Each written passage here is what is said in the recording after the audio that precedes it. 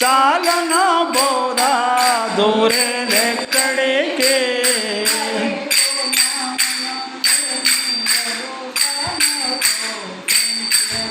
పరిపూర్ణమున లేని ఎరుకను చూపించే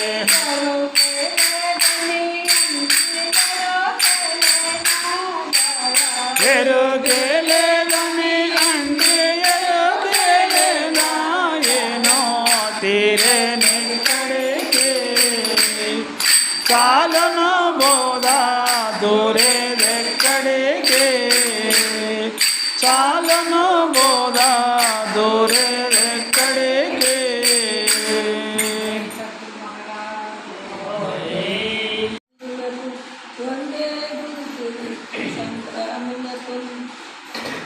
వందే సుధోదర్శికి వందములు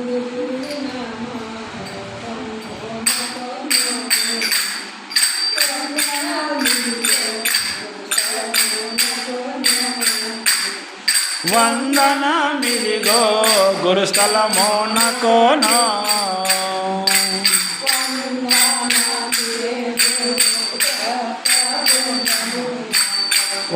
వందనమిది గురు భక్త బృందము నాకు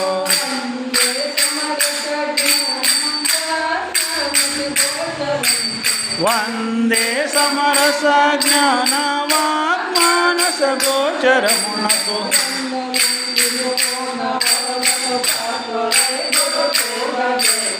వందనం విధి పూర్ణబోధకు పాత్రులై గురు పూజ చేయొచ్చు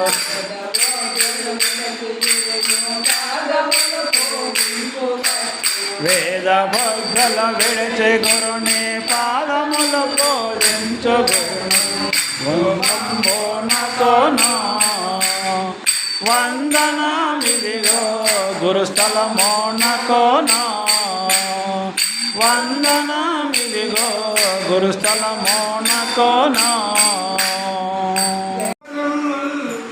ఎరుకే శృతులను ఎరుకే నీవను నీనను ఎరుకే సతి సోదరాదు ఎరుగోము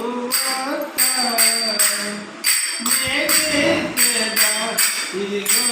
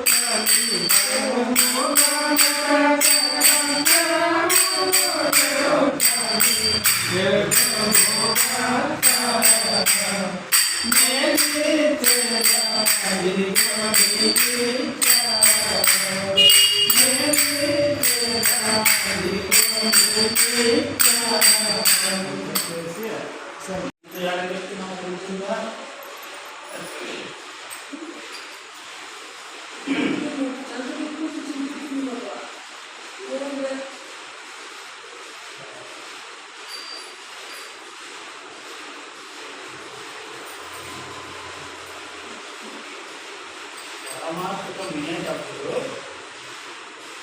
మనిషి ఎక్కడ మనసు కుదర పడతాడో అక్కడికి పోయి విన్నామని మనకు సందేహం ఇస్తున్నారు గురువు గారు.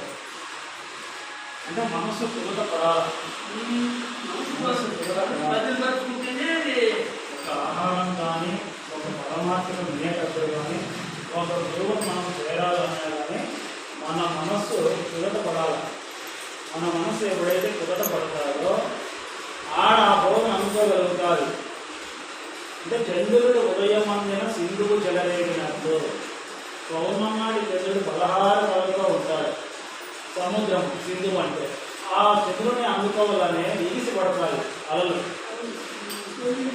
అట్లా చెకోర పక్షి చంద్రకిరణాల కోసం ఎదురు చూసినట్లు, శాతక పక్షి సూర్యకిరణాల కోసం ఎదురు చూసినట్లు లేత చిగుళ్ళ కోసం కోళ్ళు ఎదురు చూసినట్టు మనము ఆ యొక్క గురుబోధ కోసం అక్కడ ఎదురు చూడాలి. అట్లా ఎదురు చూసినప్పుడు ఎందుకంటే గురువు అంటే అజ్ఞానము చీకటి, గురువు అంటే జ్ఞానము ప్రకాశం, గురువు అంటే ఆ ప్రజ్ఞానం కలిగించే జ్ఞాన ప్రకాశమే గురువు. ఆ జ్ఞానపూర్వకమే ఆవరణాన్ని తీసుకొని మళ్ళీ ఆ జ్ఞానపూర్వకం తెలియజేసింది. ఎవరి రూపంలో ఈ వివేకానంద బండారు సుబ్బయ్య సద్గురు మహారాజు యొక్క రూపంలో మనకు జ్ఞానబోధ చేసింది. ఆ జ్ఞానమే, అందుకు ఆ జ్ఞానమే అఖండ జ్ఞానము.